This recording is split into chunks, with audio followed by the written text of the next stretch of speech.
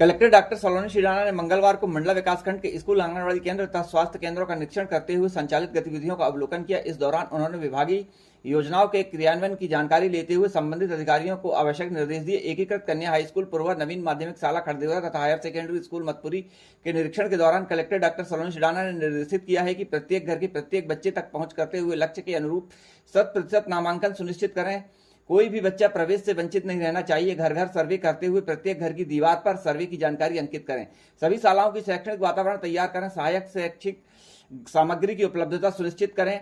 विद्यालय स्तर पर नवाचार करें। आवश्यकता अनुसार भवन की मरम्मत कराएं। 15 जुलाई से पहले पुस्तकों का वितरण की कार्रवाई पूर्ण करें। उन्होंने साइकिल, गणवेश तथा छात्रवृत्ति वितरण के संबंध में जानकारी लेते हुए आवश्यक निर्देश दिए।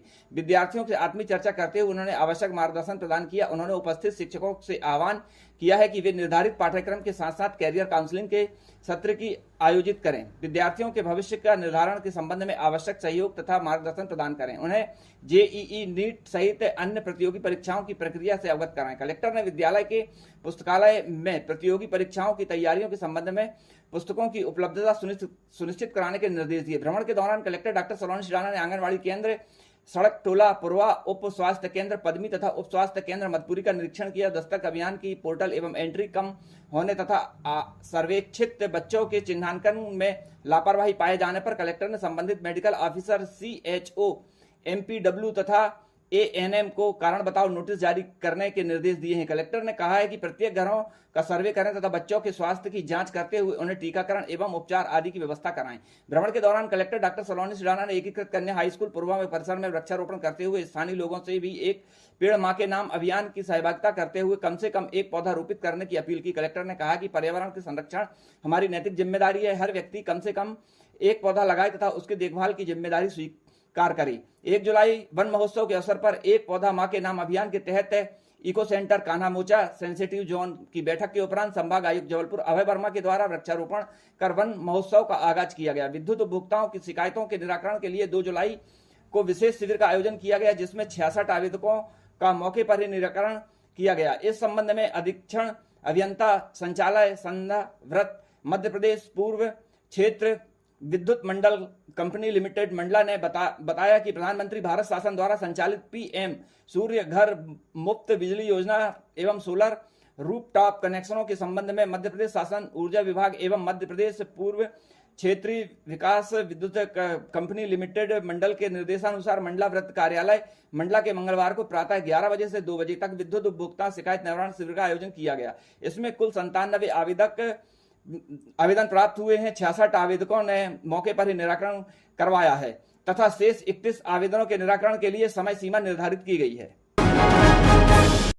30 जून 2024 को भारतीय संसद ने 3 ऐतिहासिक कानून में भारतीय दंड संहिता 1860, दंड प्रक्रिया संहिता 1973 एवं भारतीय साक्ष्य अधिनियम 1872 क्रमांशः भारतीय न्याय संहिता 2023, भारतीय नागरिक सुरक्षा संहिता 2023, भारतीय साक्ष्य अधिनियम 2023 में प्रतिच्छापित करने आपराधिक न्याय प्रणाली में एक परिवर्तनकारी कदम उठाया गया। उक्त न्यायालय प्रणाली के तहत आज जिले में विजयडांडी थाना में पहली एफआईआर दर्ज की गई। एफआईआर के वाहन दुर्घटना के मामले में दर्ज की गई है, जिसमें एक युवक की मौत हुई है। पुलिस अधीक्षक रजत सकलेचा ने बताया कि इस मामले में वाहन चालक की लापरवाही के चलते सह चालक की मौत हुई है, जिस पर नए कानून के तहत 106 BAS में अपराध दर्ज किया गया है। उक्त मामला पूर्व में आईपीसी की धारा 304A के तहत दर्ज किया जाता था। एसपी का कहना है कि उक्त नए प्रावधानों के प्रचार प्रसार किया जा रहा है, जिसमें नए प्रावधानों की सभी को जानकार बन सके।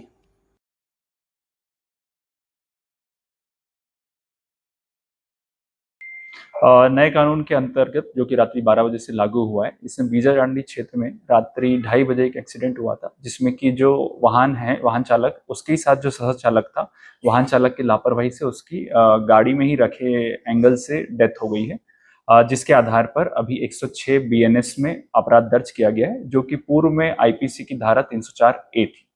केंद्र सरकार के निर्देश अनुसार 26 जनवरी को पहली बार नए कानूनों के संबंध में प्रदर्शनी लगाई गई थी और तब से ही लगातार प्रचार प्रसार किया जा रहा है। आज 1 तारीख को भी समस्त थाना क्षेत्रों में एसडीओपी, थाना प्रभारी और हमारे सभी वरिष्ठ पुलिस अधिकारी जा जाके लोगों से चर्चा कर रहे हैं। हम लोगों ने वहाँ पे गोष्ठी का आयोजन किया है, जिसमें कि पहले जो मूल बिंदु हैं उनको बताया जाएगा, फिर सवाल जवाब का एक दौर रहेगा और अंत में राष्ट्रगान के साथ इसको समाप्त करेंगे। चूंकि हम ये जो प्रचार प्रसार है लंबे समय से कर रहे हैं, इसको हम आगे भी चालू रखेंगे और जो साप्ताहिक बाजार होते हैं वहां भी हम फ्लेक्स प्रिंट्स लगा के और लोगों को व्हाट्सएप से भी वीडियोस भेज के जागरूक करेंगे कि कानूनों में ये संशोधन हो गया है और इस तरह से वो नए कानूनों का लाभ उठा सकते हैं।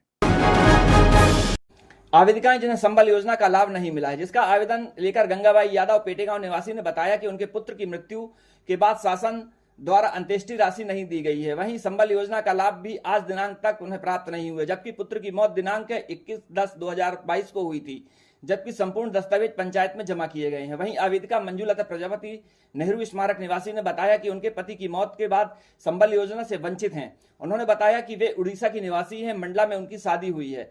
पहले भाषा में मुश्किल थी, वे उड़िया भाषा में बात करती थी, जो दूसरों को समझ में नहीं आता था और हिंदी उन्हें समझ में नहीं आती, जिससे वे किसी से बात नहीं कर पाती थी। अब वे हिंदी समझने लगी हैं, बोलने लगी हैं। पति की मौत के बाद उनकी 2 बेटियां भी हैं, जिनकी जिम्मेदारी उन्हीं पर है। उन्होंने संबल योजना के लिए शासन को आवेदन दिया है। क्या नाम है आपका? गंगाबाई यादव। कहाँ से हैं? हमारे ये संबल योजना का लाभ कब से नहीं मिल रहा है आपको? 2 साल हो गए सर जी। क्या घटना हुई थी? देहांत हो गया, उसका कोई घटना नहीं। कोई बीमारी। अच्छा, तो आवेदन किए 2 साल हो गए, 2 साल हो गए। अभी किसी भी प्रकार की कोई सहायता नहीं मिली? कुछ सहायता नहीं मिली। तो अभी क्या बोले, अभी आपने आवेदन दिया है? दे दी जी। तो सरपंच सचिव क्या कहते हैं उस पर? वो तो कहते हैं नहीं मिल जाएगा, यहाँ से भर बोलते हैं अच्छा। हो जाएगा, आपका काम हो जाएगा। क्या काम करते हैं आप? मजदूरी। जी। और आप कहाँ से हैं भाई? कहाँ से हैं आप? नेहरू स्मारक। नेहरू स्मारक मंडली के हैं आप? आपको भी संबल योजना का लाभ नहीं मिला है? कितने दिन हो गए? 1 साल से ज्यादा। 1 साल से ज्यादा हो गए हैं। और क्या कहते हैं, ये बच्ची आपके साथ है? जी। तो अभी इसके पहले आपने आवेदन किया है? नहीं, पहली बार। ये पहली बार आप 1 साल बाद अभी आवेदन कर रही हैं आप? तो अभी मालूम नहीं है भैया, मुझे तो भाई मेरी नहीं कॉलेज हमारा मैं तेरा। अच्छा, मेरी मिस्टर जहाँ आता सब करता है, मैं नहीं आती घर से बाहर। आप लोग मंडली के हैं? हाँ। जबकि 1 साल हो गए आपको पति के गए हुए और आप अभी आवेदन कर रही हैं, पहले आपको ध्यान नहीं था इसका? नहीं, मेरे को मुझे इतना मुझे पढ़ने की भी नहीं है। उड़ीसा के हम उड़िया भाषा बोलते हैं। अच्छा, उड़ीसा के हैं आप? हाँ। ये ससुराल है। ये आपका ससुराल है? 40 साल हो गए, 50 साल है तेरे बार। अच्छा, क्या नाम लिखते हो आप? नाम क्या लिख? मंजुलता प्रजापति। जी, मंजुलता प्रजापति। मंजूलता प्रजापति। अच्छा, तो भाषा के कारण दिक्कत हुई आपको? तो हिंदी फिर कब से? तो वाले हमारा कोई नहीं है। अच्छा, मेरी बेटी है, मुझे है, मेरी मिस्टर है, कम उम्र खत्म हो। क्या काम करते थे वो? वो मेरी किया था तो मेरी बीवी को परेशान हो गई। अच्छा, 3-4 साल मेरी बीवी को परेशान हो गए, हाथ धीरे खत्म हो गए। अच्छा अच्छा। तो यानी आप उड़िया भाषा के कारण आपको ये दिक्कत आ गई। अब हिंदी कैसे बनने लगी? 13 ही 12 हिंदी। अच्छा, रहते रहते फिर बनने लगी। चलिए ठीक है। आवेदिका श्रेया जोशी, जो कि छात्रा हैं, जिनका मोबाइल गुमने से छात्रा परेशान है, जिनके द्वारा महाराजपुर थाना में शिकायत दर्ज कराई गई थी, जिससे महाराजपुर पुलिस ने इस मामले को गंभीरता से लिया और साइबर सेल की सहायता से मोबाइल को ढूंढ निकाला है और यह मोबाइल छात्रा को सौंपा गया। बता दें कि मोबाइल पाकर छात्रा बेहद खुश हुई। उन्होंने महाराजपुर पुलिस को उनकी मेहनत और गंभीरता पर धन्यवाद दिया है। महाराजपुर थाना प्रभारी ममता परस्ते के द्वारा छात्रा को मोबाइल सौंपा गया। नाम लिखते हैं आप? श्रेया ज्योतिषी। कहाँ रहते हैं? मैं बिंजिया में। जी मैडम, जैसा कि आपका मोबाइल गुमा कितने दिन हुए? ये 11 दिसंबर को गुम हुआ था। जी, कैसे मिला? ये तो आपने इसकी रिपोर्ट कहाँ है? जी, मैंने पहले हृदय नगर में कंप्लेन की थी, FIR मम्मी ने। जी। उसके बाद यहाँ पे मैंने अभी दूसरी बार आके पूछा। जी, तो महाराजपुर थाने में। जी, तो आपको यह विश्वास है कि अब पुलिस के द्वारा जो आपको मोबाइल दिया गया, तो यानी मेहनत करती है पुलिस? जी, बिल्कुल। क्या कहना चाहेंगी पुलिस को? मैं थैंक यू बोलूँगी यहाँ पे महाराजपुर थाने में सभी का और साइबर सेल मंडला का भी। जी जी जी। तो मोबाइल आपको मिल गया? जी जी जी, धन्यवाद मैडम। Thank you. जिला प्रशासन के समक्ष आवेदिका लीला चक्रवर्ती पति शंकर लाल चक्रवर्ती निवासी अंजनी माल ने शिकायत दर्ज करते हुए बताया कि अंतराम मरावी पिता संतू मरावी सहायक सचिव ग्राम पंचायत अंजनी माल व शिव मरावी पिता लामू मरावी सरपंच दोनों ही अंजनी माल पंचायत में पदस्थ हैं। द्वेष भावना के चलते इनके द्वारा टीन सेट उनकी पुश्तैनी भूमि पर लगाया जा रहा है, जिसके कारण उन्हें भारी परेशानी है। अतः जांच उपरांत टीन सेट अन्यत्र स्थान पर लगाया जाए, जिसके लिए आवेदिका ने जिला प्रशासन को आवेदन दिया है। आवेदिका लीला चक्रवर्ती के द्वारा बताया गया है कि पंचायत में पदस्थ सरपंच व सहायक सचिव के द्वारा द्वेष भावना से जबरदस्ती यह टीन सेट उनकी ही भूमि पर लगाया जा रहा है, जबकि यह भूमि उनकी पुश्तैनी भूमि है, जिसके रिकॉर्ड उनके पास हैं। क्या है और किस गांव से? सर नमस्ते, मेरा नाम कल्पना चक्रवर्ती है। मैं ग्राम पंचायत अंजनी से हूँ और मैं सिकल सेल पेशेंट के साथ हमारे यहाँ के मतलब सरपंच और सचिव बहुत परेशान करके रखे हैं। हमारे सिकल सेल पेशेंट तो मेरे को रात में आना जाना पड़ रहा है, या कुछ भी ऐसी समस्या बनी ही रहती है। सर मेरे साथ ये नंद है, मेरी छोटी नंद है, ये सूरदास है, इनका नाम दामिनी चक्रवर्ती है सर। और इनको भी दिक्कत है, और जो भी ग्राम पंचायत में सरकारी योजनाएं आती हैं उसको हम कोई से भी पता नहीं रहता है, न कोई भी कभी वैकेंसी निकलती है उसका कोई पता नहीं चलता है, और सब सरकारी कामी मतलब योजनाओं से हमको वंचित रखा जा रहा है। और घर के सामने टीन सेट का निर्माण भी किया जा रहा है। इसके लिए हम लोग यहाँ वहाँ बहुत गए, पर हम लोग को कुछ लाभ नहीं मिल रहा है सर। टीन सेट कौन बना रहा है? सरपंच सचिव मिलकर। क्यों बना रहे हैं? सर बोल रहे हैं सर बाजार एरिया है और सरकारी भूमि है करके। और भूमि किसकी है? सर निजी भूमि मेरे यहाँ दादा ससुर, फिर ससुर, अब हम और हमारे बच्चे हैं। 4 पीढ़ी से हम लोग वहीं पे रह रहे हैं। अच्छा, तो अभी इसके पहले जानकारी दी है आपने? सब जगह जानकारी है और एक केस भी चल रहा है उसके बाद। अच्छा, आप ये बताइए, आपने सिकल सेल बताया और इनकी समस्याएं बताई, दूसरी आपने टीन सेट की समस्याएं बताई, तो इसमें कौन सी समस्या का हल करना है? टीन सेट या सिकल सेल या इनका? टीन सेट का। टीन सेट का हमारा आना जाना तो रास्ता खुल जाए, रास्ते के सामने बिल्कुल घर के जस्ट सामने ये सब चीजें निर्माण किया जा रहा है। अच्छा, घर के सामने हो रहा है। और सिकल सेल का आपका इलाज चल रहा है? जी सर। और इनको मिल रही है पेंशन वगैरह? जी सब मिल रही है इनको पेंशन वगैरह? इनको पेंशन मिल रही है? चलिए, मिल रही है सर। मंडला जिले के बिछिया विकासखंड के औरई ग्राम पंचायत में कलेक्टर डॉक्टर सलोनी सिडाना ने 100 साल से भी ज्यादा पुराने तालाब को जल संवर्धन के तहत जीर्णोद्धार कराया व अपनी सहभागिता दी, और इस पुराने तालाब के मेड़ पर पौधारोपण भी किया। जनपद एवं ग्राम पंचायत के लोगों ने साथ साथ श्रमदान भी किया, और पीएम श्री अन्न योजना के अंतर्गत किसानों को कोदो कुटकी के बीजों का भी वितरण कलेक्टर डॉक्टर सलोनी सिडाना के द्वारा किया गया, एवं किसानों को इन बीजों को कैसे लगाना है, फसल की बोनी कैसे करनी है, कलेक्टर मैडम के द्वारा बताया गया। श्रीमती जुलियाना मरावी और मैं ग्राम ये सानी से हूँ। और आज एक बहुत बड़ी खुशी की बात है कि हमारे बीच में कलेक्टर मैडम आई थी सलोनी सिडाना, और हम सब ग्रामवासियों ने उसके साथ मुलाकात किए और जान और पहचान करने के लिए हम सबको मौका मिला। मैं उसके लिए बहुत खुशी हूँ। और आज जो हमारे किसानों को जो ये कोदो का वितरण किया गया कलेक्टर मैडम, और उनको लाइन विधि से करेंगे, और उसका जो हम ये जैविक तरीके से हम द्रवजीवामृत, घनजीवामृत और ये बनाकर डालेंगे उसको जैविक विधि से, और हमें अच्छा उत्पादन होगा तो हम और भी आगे तरीके से लोगों को सिखाएंगे। आज बहुत खुशी की बात है, कलेक्टर मैडम ने जो आए कोदो कुटकी का बीज दिए, वो किसानों को बहुत खुशखबरी। और हम लोग जो है एक जैविक खेती के से डालकर खेती करते हैं। इस बार लाइन से खेती करेंगे कोदो कुटकी वाला। समर सिंह उइके, मेरा नाम समर सिंह उइके, ग्राम सानी, थाना बिछिया, जिला मंडला के अंतर्गत एक बहुत ही जो पुराना तालाब है, करीब 100 वर्ष से भी पुराना तालाब है, उसका सारा पंचायत मिलकर जीर्णोद्धार का कार्य लिया है इन्होंने, और यहाँ पे श्रमदान लोग कर रहे हैं। बहुत ही अच्छा लगा देखकर कि पंचायत के सभी लोग अपने तालाब के प्रति खुद चिंतित हैं। इस श्रमदान में वो गाद भी निकालेंगे, इसके वेस्ट वियर का भी रिपेयर करेंगे और बंड का भी, क्योंकि ये 100 वर्षों से पुराना तालाब है। और इसी के साथ साथ आज हमने आसपास और यहाँ की पंचायत के जो किसान हमारे कोदो कुटकी उगाते हैं उनको पीएम श्री अन्न योजना के अंतर्गत आज बीज का भी वितरण किया गया है। तालाब को भी सफाई हो गई। तो आप में से जो लोग ऐसा कोई योगदान करना चाहते हैं उसकी भी हम बहुत प्रशंसा भी करते हैं और उसका स्वागत भी करते हैं कि आप इस तरह का सहयोग भी कीजिए, क्योंकि फावड़ा जलाना लेकिन हम चाहेंगे कि ये काम जो है जल्दी से जल्दी हो जाए ताकि पंचायत को इसका भरपूर लाभ मिले।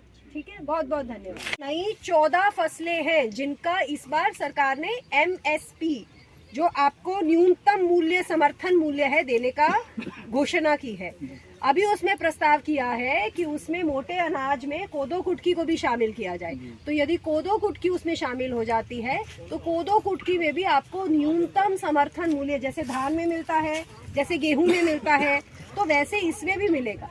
पर अभी हम जो देख रहे हैं कोदो कुटकी को तो न्यूनतम समर्थन मूल्य की आवश्यकता ही नहीं, क्योंकि कभी हमने तो अभी नहीं सुना, इतने सारे किसानों से मंडला में बात करी, किसी ने भी ये नहीं बोला कि उसकी कोदो कुटकी बिकी नहीं।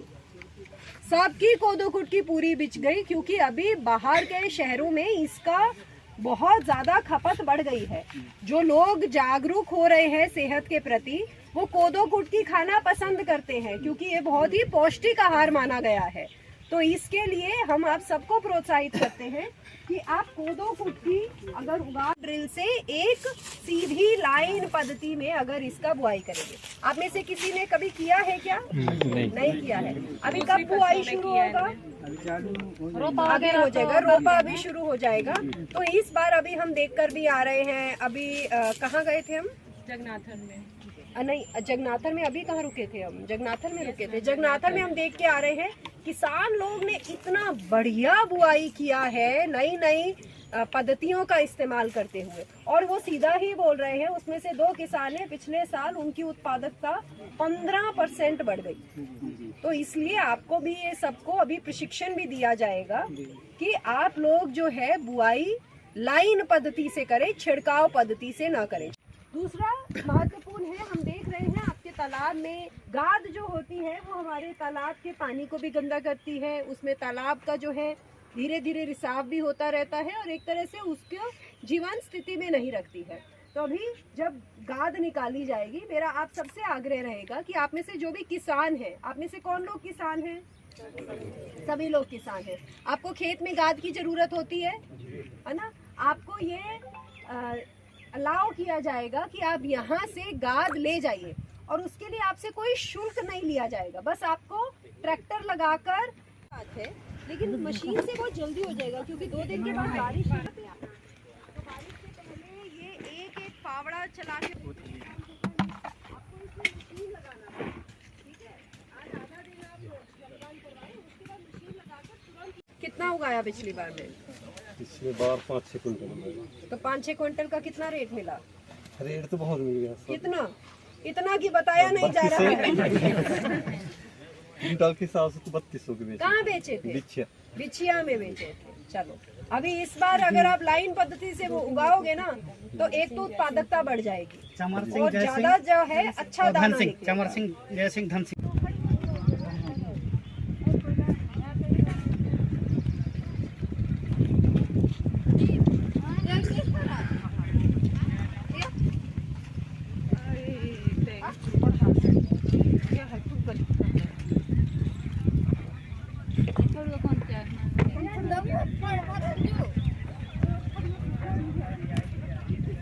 सर आप जो स्ट्रेच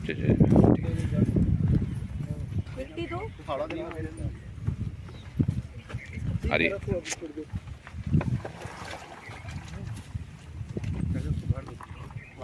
पहले पानी नहीं, पहले वो भर दो। ये वाला भी मिट्टी का दो।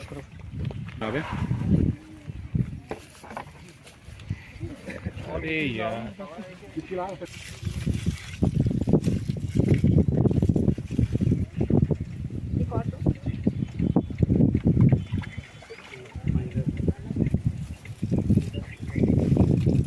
इसकी और मिट्टी डलेगी अब। मिट्टी दो भाई, कितना बाकी।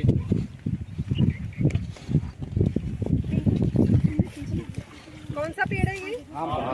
अभी किसी को अब रक्षा करनी पड़ेगी। हाँ? तो इस बार मेरे को लाइन पद्धति से, मैं आपके खेत में खुद से आऊंगी ठीक है। और लाइन पद्धति से इस बार कीजिए, आप देखिएगा कि आपकी आमदनी में कम से कम उत्पादकता में 10% वृद्धि तो होगी। ये तो मैं लिख के दे जगोती भाई, ठीक है। और कौन है घर में? आप खुद करती है खेती? आप करती है खेती? पक्की बात है। अच्छा फिर मुझे बताइए, कोदो कुटकुरी में आप उर्वरक कौन सा इस्तेमाल करती है? वेरी गुड, ताली बजाएंगे सब गोमती दीदी के लिए। जैविक ही करना चाहिए, इससे इसका कितना खेत है आप बता दो आगे आके। नहीं पता है आप बता दो आगे। कितना कोदो कुटकी आपको पिछले सीजन में जो है इसका कितना पैसा मिला था क्विंटल का? नहीं पता भैया लोग 2200 2300 कुछ पता है? अभी सरकार ने नई योजना शुरू की है, पीएम श्री अन्न योजना। ये जो सभी लोग आप कोदो कुटकी लगाते हो, दो फायदे होंगे। एक तो आपको बीज भी दिया जा रहा है, दूसरा जितना आपको पैसा मिल रहा है उसके ऊपर से अगर आप स्वयं बेचते हैं तो 10 रुपए संघ के थ्रू एफपीओ, हाँ अगर संघ के थ्रू बेचते हैं तो 20 रुपए और स्वयं बेचते हैं तो 10 रुपए अधिक दिया जाएगा। प्रति क्विंटल है, प्रति क्विंटल 1000 रुपए की प्रोत्साहन राशि दी जाएगी कोदो और कुटकी दोनों में, अगर आप संघ के माध्यम से बेचते हैं। एफपीओ सुना है? एफपीओ, अगर आप एफपीओ के माध्यम से अपनी कोदो कुटकी बेचते हैं तो 1000 रुपया आपको अतिरिक्त दिया जाएगा, जो कि आप समूह के माध्यम से अगर बेचेंगे, जो सरकार के द्वारा दिया जाएगा। 1.5 एकड़ है, कोदो कुटकी उगाते हो। कितना पिछली बार कितना पैसा मिला? ले लो इसको, पूरा पकड़ लो। कितना पैसा मिला? अभी तो बेचे हम पिछली बार बेचे, कितना मिला क्विंटल का? अब 2-3 क्विंटल 2-3 क्विंटल बेचा, कितना पैसा कितना मिला? हिसाब से बेचे कितना नहीं याद आ रहा है। आपने कितने में बेचा दादा, आप बताओ। आप बताओ ना। 28-30 तक बिके हैं। अच्छा, बहुत अच्छा रेट मिल गया आपको। धान में कितना मिलता था? 15-16। हाँ, धान में मिलता है 15-16। देखो 2 गुना रेट जो है वो कोदो कुटकी में मिलता है। और इसमें अच्छी बात क्या है कि इसमें पानी भी कम लगता है। कोदो कुटकी में पानी कम लगता है ना, और उर्वरक भी कम लगता है, तो ये तो सब फायदे का सौदा है। अखिल भारतीय चौरसिया महासभा की मध्य प्रदेश की प्रदेश अध्यक्ष श्रीमती ममता चौरसिया के मार्गदर्शन में प्रभारी डॉक्टर इंदुपुरी टीम के द्वारा भारतीय पहनावा साड़ी को महत्व देने और भारत में बनने वाली साड़ियों की जानकारी सभी तक पहुंचाने के उद्देश्य से आदर्श चौरसिया महिला मंच द्वारा प्रतियोगिता का आयोजन किया गया, जिसमें पूरे भारत से महिलाओं ने भाग लिया। मंडल, बमनी, बिछिया आदि क्षेत्रों की महिलाओं ने भी इस कार्यक्रम में भाग लिया। भारत की लगभग 50 क्षेत्र से महिलाओं ने साड़ी को महत्व रख रखाव को बताते हुए अपना वीडियो भेजा है। भारतीय संस्कृति में नारी और साड़ी का एक अलग ही स्थान है। पूरे विश्व में भारतीय साड़ियों और भारतीय नारियों का सम्मान देखा जाता है। वहीं पश्चिमी सभ्यता हमारी संस्कृति को अपना रही है और साड़ी को एक विशेष स्थान दे रही है, तो वहीं हम अपनी भारतीय संस्कृति को छोड़ते जा रहे हैं, पश्चिमी सभ्यता को अपनाते जा रहे हैं। आदर्श चौरसिया महिला मंच भारतीय संस्कृति में साड़ी का महत्व बताते हुए भारत के विभिन्न राज्यों में निर्माण होने वाली साड़ियों को जन जन तक जानकारी और बढ़ावा देने के लिए प्रतियोगिता का आयोजन किया गया, जिसमें असम की मेखला चादर साड़ी, बंगाल की बंगाली साड़ी, भागलपुर से साड़ी, कोटा पट्टी साड़ी, राजस्थान बनने वाली साड़ियां, सिल्क बनारसी साड़ी, कांजीवरम साड़ी, नववारी राष्ट्रीयन साड़ी, साड़ी मंगलगिरी, आंध्र प्रदेश की साड़ी, बिलासपुर कोसा सिल्क चापा में बनने वाली साड़ियां, मध्य प्रदेश में बनने वाली चंदेरी साड़ी, रेशमी और अन्य साड़ियों के बारे में महिलाओं का महत्व बताते हुए बढ़ चढ़कर हिस्सा लिया है। जिला मंडला से अलका चौरसिया, रीना चौरसिया, नेहा चौरसिया, वर्षा चौरसिया, सुलभा चौरसिया और अर्पिता चौरसिया, आशा चौरसिया, श्वेता मोदी सभी ने अपना शानदार प्रदर्शन किया और राष्ट्रीय लेवल पर पुरस्कार प्राप्त किया है। इटारसी और मथुरा की निर्णायक समिति के साथ मंडला के अनिता गोयल ने निर्णायक की भूमिका निभाई है। कार्यक्रम की सफलता के लिए ममता चौरसिया द्वारा सबका आभार व्यक्त किया गया।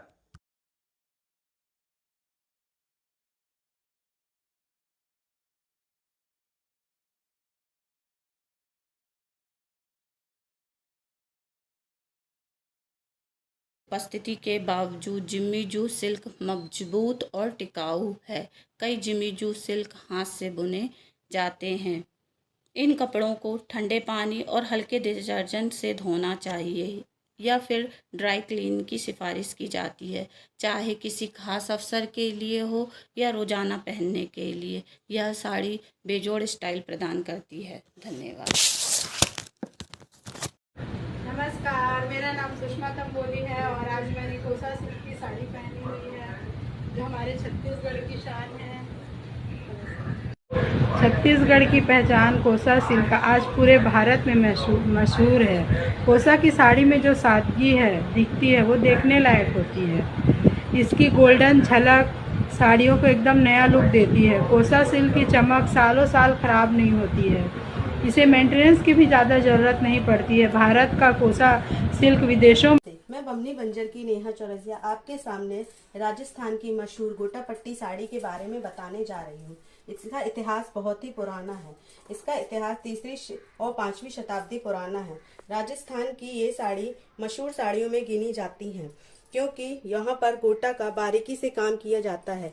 गोटे को बारीक बारीक टुकड़ों में काट कर लेस के रूप में साड़ी की किनारी में लगाया जाता है जिससे चुनरी प्रिंट की साड़ियों में सुंदरता बढ़ जाती है। ये साड़ी बहुत ही सुंदर लगती है और राजस्थान की मशहूर साड़ियों में इनको गिना जाता है। इनका इतिहास बहुत ही पुराना है। धन्यवाद। नमस्कार, मेरा नाम सरिता चौरसिया है। मैं पुणे से हूँ। आज मैं आपको मेखला चादर साड़ी के बारे में बताने वाली हूँ। ये जो साड़ी है वो असम की पारंपरिक साड़ी है।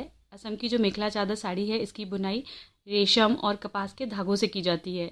मेखला चादर शादी, ब्याह और पार्टी जैसे हर फंक्शन में इसको स्टाइल की जा सकती है।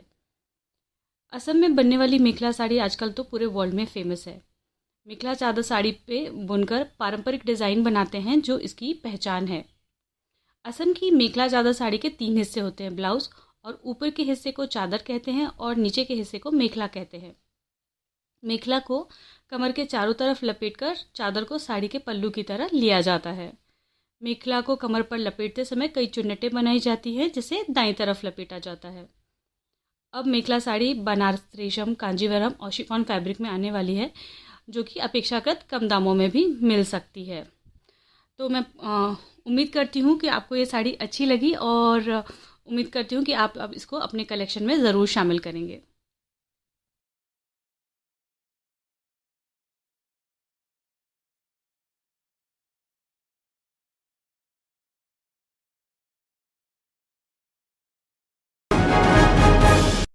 दिव्यांग आवेदक देवरी नारायण निवासी राजेश बर्मन ने जिला पंचायत सीईओ श्रेयंस कुमट को ट्राईसाइकिल और बैसाखी के लिए आवेदन किया और बताया कि उन्हें दिव्यांगता के कारण चलने फिरने में बड़ी कठिनाई होती है। ट्राईसाइकिल की उन्हें आवश्यकता है। इस पर सीईओ जिला पंचायत ने मौके पर ही राजेश को ट्राईसाइकिल और बैसाखी प्रदान की। राजेश द्वारा बैटरी ट्राईसाइकिल की बात भी रखी गई जिस पर जिला पंचायत अधिकारी द्वारा राजेश को आश्वासन दिया गया कि वह आवेदन कर दे। जब बैटरी साइकिल उपलब्ध हो जाएगी तो उन्हें उपलब्ध करा दी जाएगी। ट्राई साइकिल पाकर राजेश अत्यंत खुश हुआ एवं सीईओ जिला पंचायत श्रेयंस कुमट ने उनसे आत्मीय चर्चा करते हुए उनके प्रति कृतज्ञता जाहिर की। इस दौरान सीईओ जिला पंचायत श्रेयंस कुमट ने भी राजेश से उनके एवं उनके परिवार के बारे में आत्मीय बात की। राजेश ने इस दौरान जिला प्रशासन एवं सामाजिक न्याय विभाग को धन्यवाद दिया। क्या नाम है आपका? राजेश वर्मा। कहाँ से आए हो? नारायणगंज, ग्राम बाबा देव। ये साइकिल आपको मिली, आप खुश हैं? नहीं सर, मुझे क्यों? बैटरी वाली चाहिए। बैटरी वाली चाहिए। तो अभी तो बैटरी वाली है नहीं है, तो अभी तो इसमें चल सकते हो, आप नहीं चल सकते इसमें? अभी तो ये थोड़ी डैमेज है, अभी तो दूसरी देने के लिए बोले हैं सर। बोले हैं सर ने कि आपको बैटरी वाली मिल जाएगी। आप बीमार भी हो क्या? बीमार भी हो, दोनों पैर खत्म है सर पूरा। अच्छा, तो ये बचपन से है या फिर कोई घटना हुई? घटना हुई थी सर जी, दोनों में रात डली है, कूलर भी टूटा हुआ अच्छा है। अच्छा अच्छा अच्छा अच्छा। तो इसके पहले कैसे चलती थी? कुछ नहीं सर, वो अच्छे वो अच्छा, ये वाकर से चलती थी पहले। हाँ। तो साहब ने बोला है कि आपको बैटरी वाली साइकिल देंगे, तो अभी जब तक नहीं है तो इसमें आप काम चला लीजिए, है ना? जी सर। ठीक, क्या नाम बताएं? राजेश वर्मन। कहाँ से हो? नारायणगंज, ग्राम बाबा देव। ठीक। वाटरशेड तथा मनरेगा के अंतर्गत अभिसरण के तहत किए गए कार्यों की समीक्षा करते हुए कलेक्टर डॉक्टर सोनल सिडाना ने आजीविका के संबंधित गतिविधियों को प्राथमिकता प्रदान करने के निर्देश दिए हैं। उन्होंने कहा कि वाटरशेड एरिया में उद्यानिकी एवं मनरेगा के कंजरवेशन से साथ साथ मत्स्य विभाग को भी सम्मिलित किया जाए। ऐसे कार्यों को शामिल करें जिनमें किसानों की आर्थिक गतिविधियां बढ़ सकें। वाटरशेड एरिया से संबंधित विभाग आपस में समन्वय करते हुए स्थान की उपलब्धता के आधार पर मुर्गी पालन, बकरी पालन, तालाबों में मछली पालन आदि गतिविधियों में शामिल करें। वन विभाग एवं संबंधित विषयों के संबंध में आयोजित टास्क फोर्स की बैठक में कलेक्टर डॉक्टर सलोनी सिडाना ने निर्देशित किया है कि विकास कार्यों के लिए संबंधित विभाग आपस में बेहतर समन्वय करते हुए कार्यों को समय पर पूर्ण करने का प्रयास करें। जिन कार्यों के लिए वन विभाग से एनओसी प्राप्त करने की आवश्यकता है उस पर प्रावधान के अनुरूप कार्रवाई करें। आवश्यक होने पर संबंधित विभाग संयुक्त रूप से मौके पर निरीक्षण करते हुए प्रतिवेदन प्रस्तुत करें। एक वृक्ष मां के नाम अभियान के तहत आरसेटी मंडला के प्रांगण में नीम, आंवला, आम, जामुन, कटहल, मीठा नीम पौधों का रोपण किया गया। कार्यक्रम में सुरभि सिन्हा अग्रणी जिला प्रबंधक, सुजय कुमार सहायक संचालक मत्स्य, LS सयाम डायरेक्टर, S सेठी, राजेश राय के द्वारा पौधारोपण किया गया। इस अवसर पर राजू शर्मा, यश, अमित, अमन, मनीष आदि उपस्थित रहे। ये पौधे समय के साथ वृक्ष बनेंगे और आने वाली पीढ़ियों को पर्यावरण की रक्षा भी करेंगे। परिवार से आयुक्त मध्य प्रदेश ग्वालियर एवं कलेक्टर के आदेशानुसार जिला परिवहन अधिकारी रमा दुबे के द्वारा 3 जुलाई को मंडला में स्कूल बसों की चेकिंग की गई। इस दौरान सुप्रीम कोर्ट गाइडलाइन के अनुसार स्कूली बसों के रंगों, फास्टेड बॉक्स, अग्निशामक यंत्र, SLD, VLTD, CCTV camera, JPS आदि उपकरणों की जांच की गई है। स्कूली बसों में फिटनेस, बीमा, परमिट, ड्राइविंग लाइसेंस आदि दस्तावेजों को चेक किया गया। स्कूली बसों में कमी पाए जाने पर 6 स्कूली बसों पर 3000 रुपए की चालानी कार्रवाई भी की गई है तथा स्कूल प्रबंधन के सर्वोच्च न्यायालय द्वारा निर्देशित मापदंडों का पालन सुनिश्चित किए जाने हेतु निर्देशित किया गया है। जिला व जनपद पंचायत मंडला के ग्राम पंचायत जंतीपुर के निवासी फूलमती बेगा का प्रधानमंत्री जनमन आवास योजना के तहत पक्के मकान में रहने का सपना साकार हुआ। फूलमती बेगा ने बताया है कि उनका परिवार पहले कच्चे मकान में रहता था। उनके पास इतने पैसे नहीं थे जिससे कि वह मकान बना सके। शासन की योजना का लाभ उन्हें मिला है और उनका सपना साकार हुआ है। प्रशासक वन स्टॉप सेंटर मंडला से प्राप्त जानकारी के अनुसार hub for empowerment of women के 100 दिवसीय जागरूकता अभियान के अंतर्गत महिला एवं बाल विकास विभाग के जिला कार्यक्रम अधिकारी के निर्देशानुसार जिला हब की नोडल अधिकारी के मार्गदर्शन में वन स्टॉप सेंटर प्रशासक द्वारा संकल्प 100 दिवस के तृतीय सप्ताह में भारतीय न्याय संहिता जागरूकता शिविर प्रशिक्षण सत्र अभियान 5 जुलाई 2024 पर आयोजित किया गया है। जागरूकता एक सप्ताह को वृहद रूप में अभियान एवं जागरूकता हेतु महिला एवं बाल विकास विभाग Mandla one stop centre Mandla ग्रामीण एवं शहरी परियोजना स्तर पर विभिन्न गतिविधियों का आयोजन विभिन्न परियोजना के ग्रामों से किया जा रहा है।